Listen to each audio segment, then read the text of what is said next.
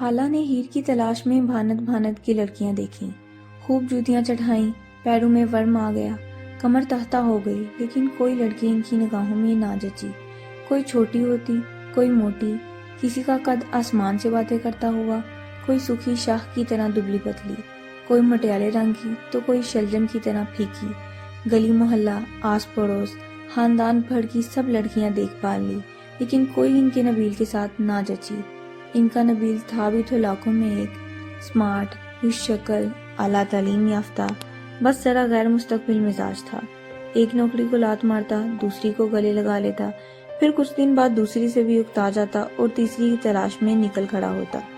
وہ اپنے سوہنے گبر جوان کے لیے چاند کا ٹکڑا لانا چاہتی تھی، اور پھر یہ چاند انہیں انیلا کی صورت میں مل گیا۔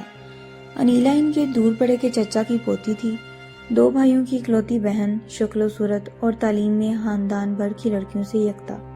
اس کے ٹرک بھر جہیز نے حالہ کے چھوٹے سے گھر کو بھر کر رکھ دیا۔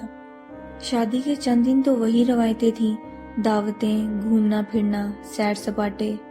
انیلا روز تک نک سک سے تیار ہو کر نبیل کا انتظار کرتی۔ نبیل آنے کے بعد کچھ دیر فریش ہوتا اور پھر دونوں آؤٹنگ کے لیے نکل جاتے۔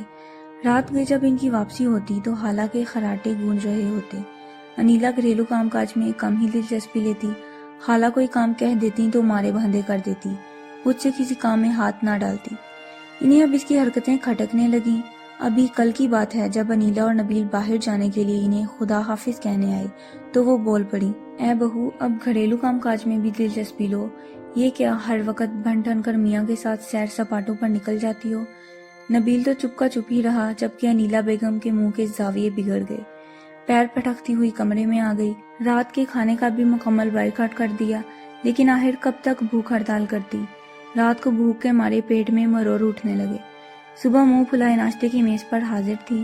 ناشتے کے بعد حالہ نے انیلا کے ذمے کچھ کام لگا دیے جو مارے بھاندے انیلا نے کر ہی لیے۔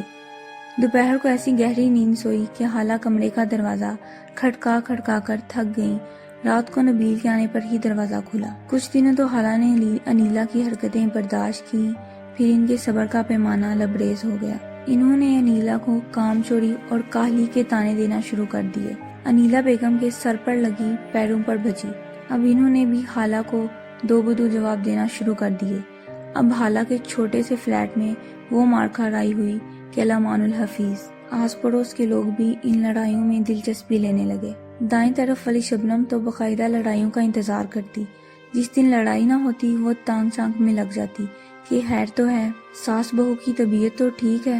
اس ساری صورتحال میں نبیل کی حیثیت ایک کٹ پتلی کی سی تھی، جس کی ڈوری کبھی ماں کے ہاتھ میں ہوتی تو کبھی بیوی کے ہاتھ میں چلی جاتی۔ ایک دن حالہ اور انیلا کے درمیان وہ مار کھائی ہوئی کہ ساتھ والی شبنم کا بھی دل دہل گیا۔ انیلا نے اپنا بوڑیا بسترا سمیٹا اور رکشہ کر کے میکے روانہ ہو گئی۔